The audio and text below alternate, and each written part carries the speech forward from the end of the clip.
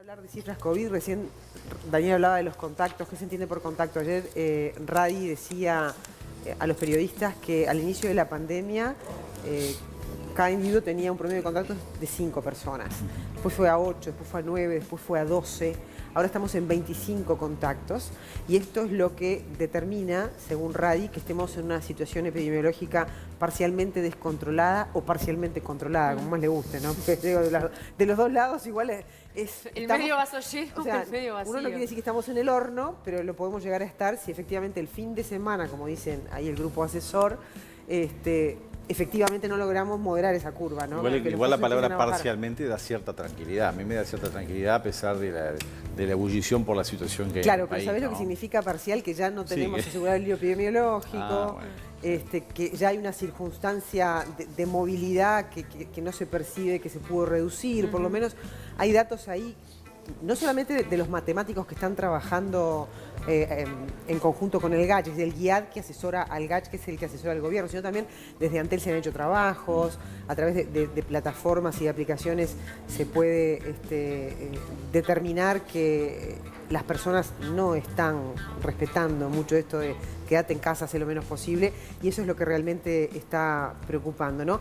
¿Cuál es la percepción de movilidad que tienen, por ejemplo, los matemáticos? Vamos a recibirlo a Marcelo Fiori, que es matemático, además integrante del Instituto de Matemática de la Facultad de Ingeniería. ¿Cómo te va, Marcelo? ¿Qué tal? Buenos días, muchas gracias por la invitación. Estás trabajando ahí con Martín Arim, ¿no? Con Matías Arim, que Matías está trabajando también con el brazo del GACH, y ustedes forman parte de ese grupo también asesor de algún modo, ¿no? Sí. Indirectamente. Bueno, en mi caso directamente. En tu caso directamente. Sí, cuando empezó todo esto en marzo por ahí, empezamos un grupo de universitarios de la Universidad de la República, armamos este grupo que se llama GIAD, hay algunos reportes ahí que fuimos armando, y esa fue la base de muchos de los integrantes que después formamos parte del GACH. Ahí está.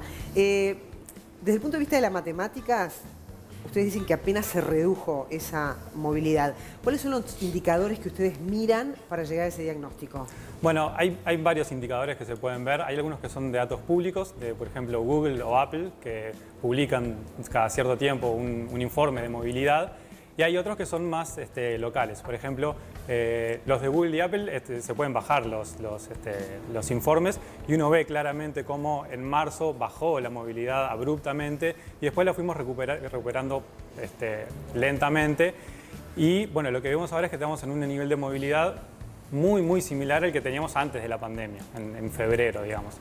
Y después hay otros datos que, bueno, la Intendencia de Montevideo publicó hace muy poco también un informe sobre la movilidad en el tránsito de Montevideo y muestra lo mismo. O sea, esos tres informes que dije, el de Google, el de Apple y el de la Intendencia de Montevideo, muestran más o menos lo mismo, con distintas diferencias porque miden cosas ligeramente distintas, pero la movilidad estamos en niveles de febrero-marzo, digamos. ¿Este es el informe que presentó en la interna de ustedes Paganini? ¿Hace referencia a eso? Hay un cuarto que son datos de movilidad de Antel, salió una noticia que Fernando Paganini hacía referencia a eso, y lo que dice ese informe de los datos de movilidad de Antel se condice con los otros tres que decía. O sea, las cuatro maneras de medir la movilidad dicen más o menos lo mismo. Estamos en niveles de movilidad muy por debajo de del 100% si tomamos como 100% febrero-marzo, digamos, antes de la pandemia. ¿Y esto qué quiere decir? Entonces, que las medidas no son suficientes, no han sido suficientes. ¿O esto se explica solamente por lo que es la actividad cotidiana? Es una buena pregunta, porque en realidad la movilidad en sí no, es como un proxy, como decir, bueno, ¿qué es lo que estamos midiendo con la movilidad? Bueno, que haya movilidad quiere decir que hay mucha gente que está yendo a trabajar, que hay mucha gente que está haciendo otras actividades. La movilidad en sí no es lo que preocupa, sino que a lo que lleva la movilidad, es que hay trabajo en lugar de pasar todos lo que se pudiera al teletrabajo. Hay muchos que aparentemente todavía no lo hicieron, que hay muchas actividades en lugares cerrados, etc., ¿no? La movilidad es como, bueno, un indicador que nos dice hay otras actividades que son de riesgo. Claro. Uno tiende a pensar que la mayor cantidad de movilidad está justamente en Montevideo, el área metropolitana de Canelones, y es donde justamente hay mayor problema hoy en día en tema de contagio de COVID-19. ¿Es posible generar políticas o generar medidas específicas para estos dos territorios? Por ejemplo, en horas, por ejemplo, en barrios, si ustedes identifican, mira, bueno, Pocitos, Centro y Ciudad Vieja son los lugares donde hay mayor movilidad, ¿se aplican medidas específicas para estos territorios? ¿Hay ejemplos así en el mundo? Hay ejemplos más bien cuando miramos localidades más separadas. Montevideo, el área metropolitana, digamos, y sobre todo cuando uno mira dónde están los casos en Montevideo, está tan desparramado por toda el área, por todo el territorio, que es muy difícil hacer eso. Porque además, Montevideo está muy interconectada también. Uno vive en un lugar y trabaja en otro, entonces es muy difícil hacer eso. Sí se puede pensar en estrategias más a nivel a otra escala, digamos, con localidades o ciudades. Pero dentro de Montevideo... Claro, porque son múltiples brotes que no tienen nexo entre sí. Exacto. ¿No? Entonces, la pregunta es cómo se controla esa situación. ¿Cuál es la estrategia aplicar en una situación donde entre los focos no hay conexión? O sea, se habla ya de la circulación comunitaria del virus por eso, ¿no? Ya se ha reconocido oficialmente. Algo que costó reconocer. Sí. El propio Medina lo ha hecho en las últimas horas y también desde otras posiciones del gobierno lo están aceptando, ¿no? Que era lo que no queríamos, llegar a la circulación comunitaria. ¿Cuál es, bueno, vos sos matemático, no te voy a preguntar cuál es el riesgo, pero sí qué estrategia se puede aplicar ahora, ¿no? Porque en estos días seguramente están todos los días hablando con Paganini. Van a tener que modificar algo, ¿no? Uno espera que para el 18 de diciembre... ¿Cuál podría ser el mapa matemático el 18 de diciembre? Más que la matemática que hay atrás, todos escuchamos hablar del crecimiento exponencial, ¿no? Que es lo que hay atrás de la naturaleza de cómo se propaga el virus. Y la clave para ganarle es el tiempo, es ganarle la carrera al virus, es adelantarse al virus.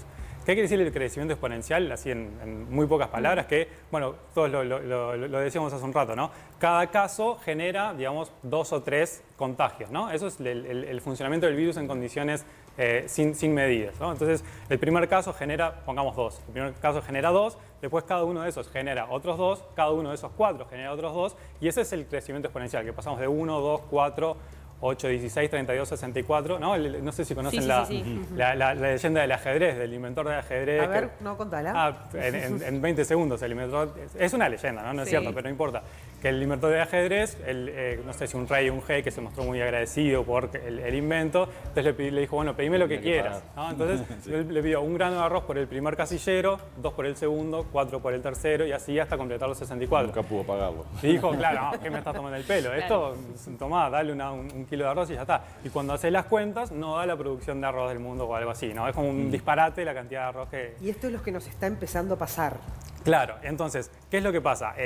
La única manera, eso es así y es la naturaleza del virus, contra eso no se puede. Entonces, ¿qué es lo que se puede hacer? Lo que se puede hacer es adelantarse, o sea, esa persona que está contagiada iba a contagiar a esos 2.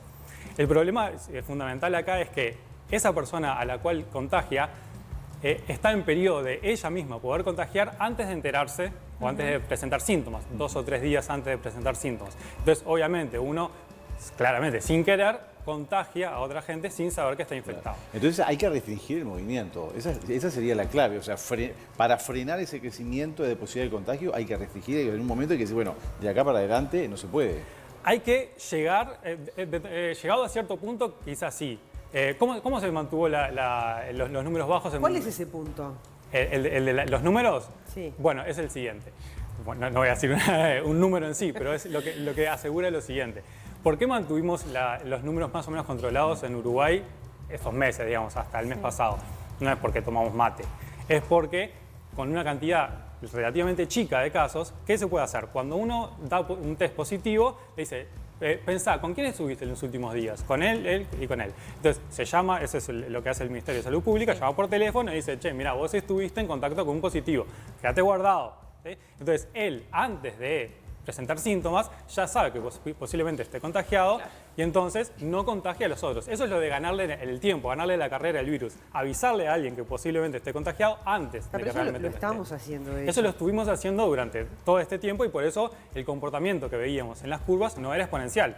Era un comportamiento de números chicos que se mantenían, que aparecía un brote y se apaga. ¿Por qué se apaga? Bueno, cuando se controla eso, hay como cierta inercia, digamos. No hay nuevos vectores que sigan contagiando. Pero si se identifican todos esos contactos, se mantiene controlado y eso se apaga eventualmente, con cierta inercia, ¿no? Como lo que decía alguien de hace usaba la analogía de un tren. Recién hablabas de estos estudios, ¿no? de la naturaleza del virus y del crecimiento exponencial. ¿Han habido variaciones en cuanto a la cantidad de contagios que te pueda decir que el virus ha ido mutando y que la gente se contagia menos o que se contagia más? ¿Qué es lo que observan sobre este trazado? Bueno, yo no soy experto para nada en eso, pero por lo que tengo entendido hay mutaciones del virus, pero que no explican una cantidad muy distinta de de nivel de contagiosidad, digamos, ¿no? Eso no, ¿Se mantiene un promedio, digamos? Sí, se mantiene más o menos, no va por las mutaciones del virus, sino más bien por el comportamiento. Claro. Sí, creo que fue Radi que dijo en la última conferencia que no es la mutación del virus, sino el comportamiento de la célula. Exactamente.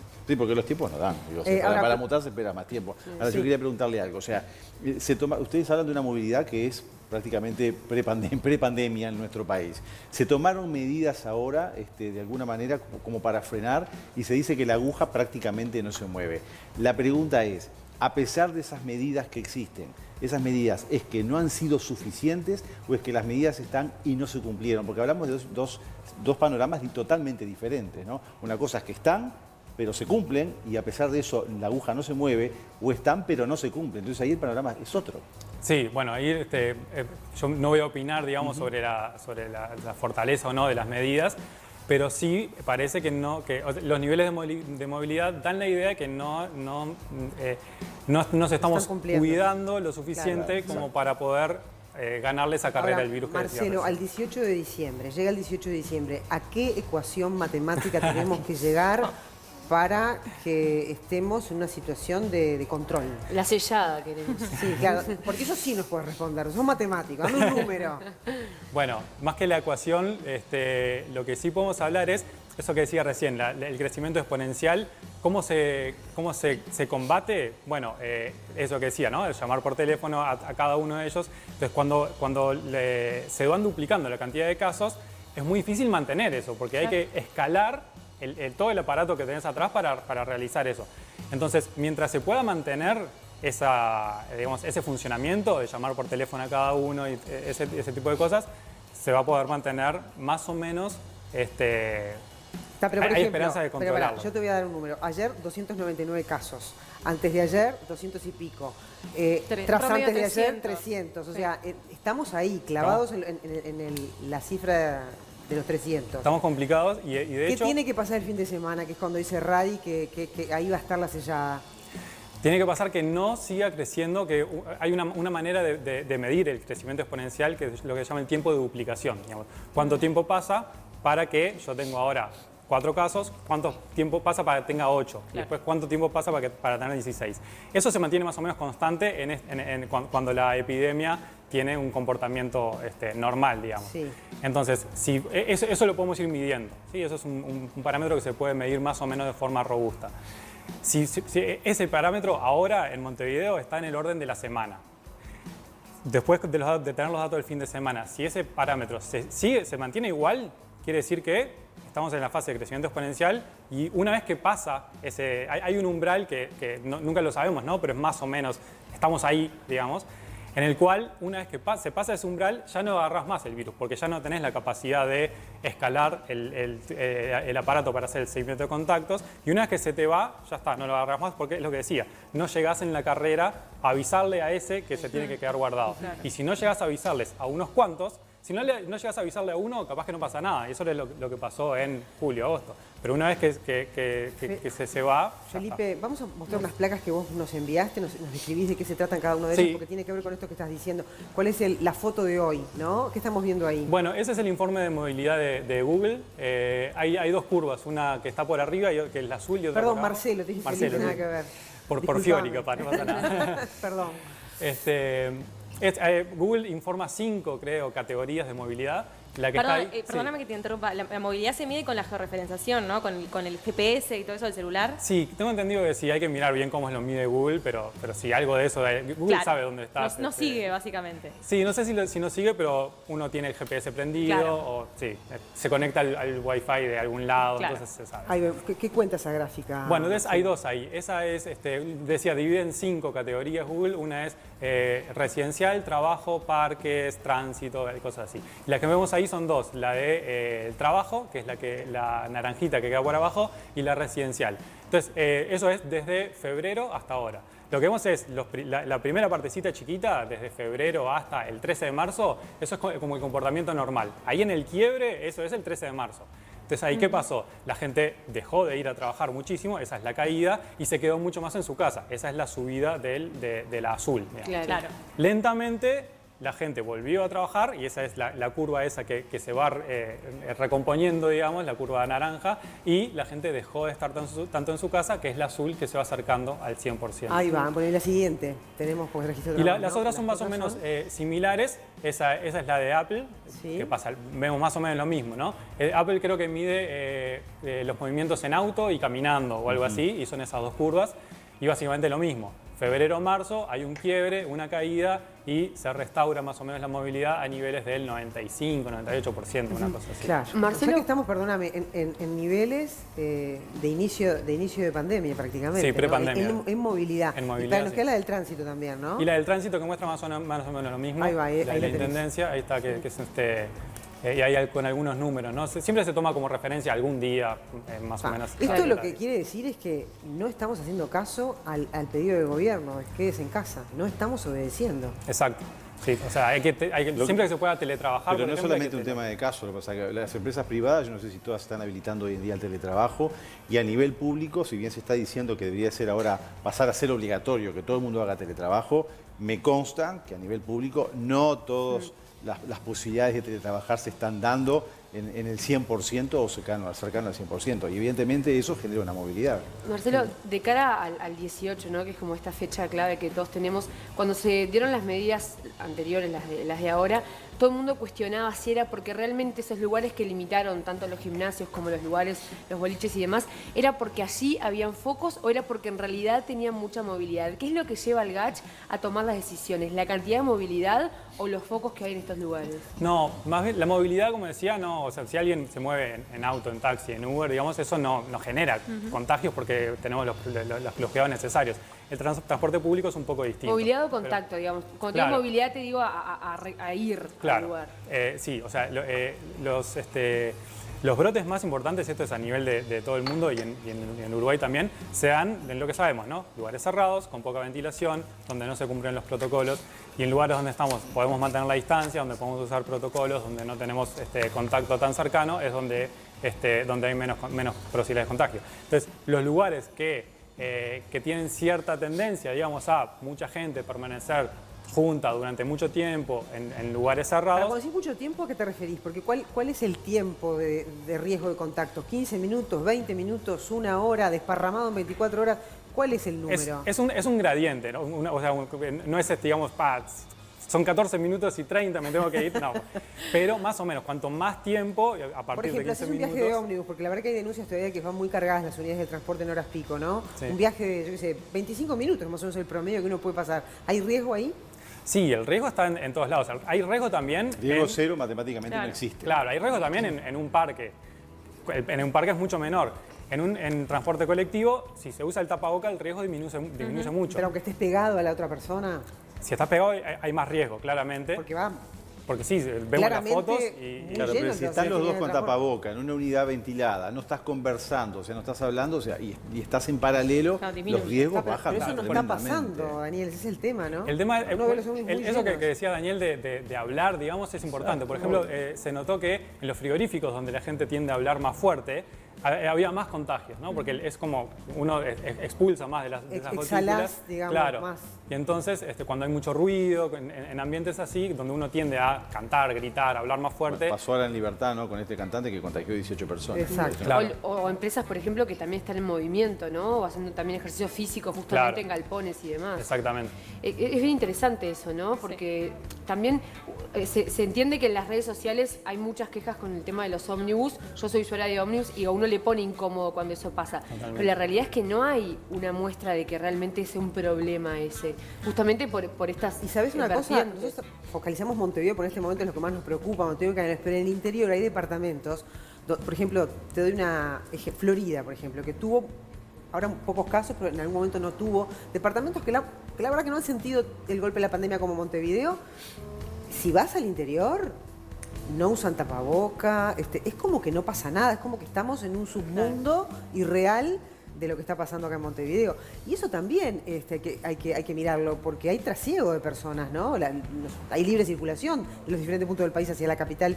Y en definitiva, eso creo que también, me imagino, lo están mirando. Sí. ¿Ustedes miden el interior o están solo midiendo Montevideo? No, se mira también, sobre todo en los meses anteriores, donde estaban los focos de Rivera, 33, digamos, ahí ¿Y el comportamiento de movilidad del interior lo tienen? ¿Cómo está haciendo? Estamos ahora, el GACH está en contacto con Antel para poder obtener datos de movilidad entre localidades, sobre todo ahora pensando en el verano, bueno, a ver cómo nos movemos los uruguayos entre las localidades de Uruguay, sobre todo en el verano, para ver cuáles son los cuidados que hay que tomar y cuáles son las prevenciones Marcelo, que hay que tener. perdón, y con referencia a eso, y justamente los intendentes están pidiendo línea directa con el GACH para estar, era un reclamo que hacía ayer Yamandu Orsi.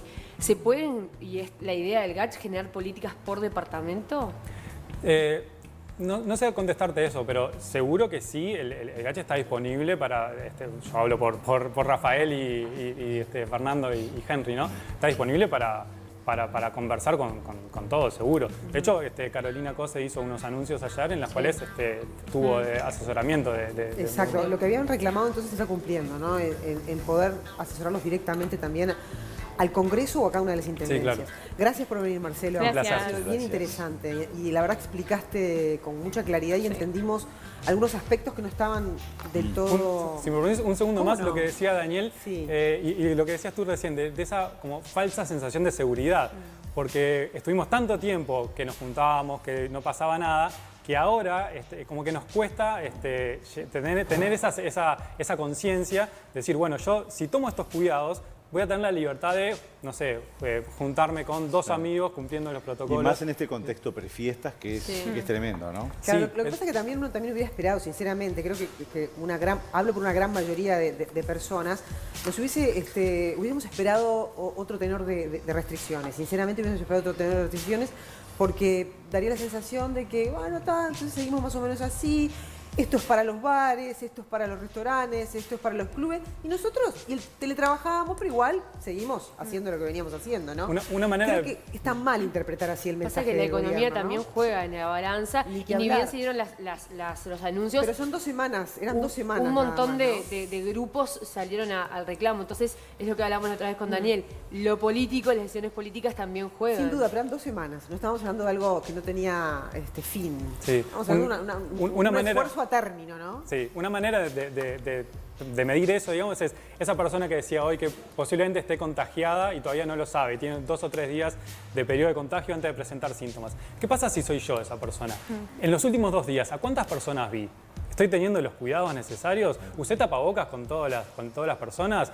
Si yo llego a estar contagiado ahora, ¿me permitiría dentro de una semana pasar las fiestas con mis abuelas, por ejemplo? ¿No? Ese tipo de cosas, decir, bueno, yo no es el generar el miedo, ¿no? Es generar simplemente la conciencia y decir la libertad de decir, bueno, yo si tomo las precauciones que hay que tener, entonces voy a poder hacer cierta cantidad de cosas que inevitablemente algunas van a pasar, porque estamos en esta época de diciembre donde pasan muchas cosas. Gracias, Marcelo, en serio. Un Que placer. tengas buen día y buen trabajo y ojalá que el 18 tengamos muy buenas noticias de parte del gobierno.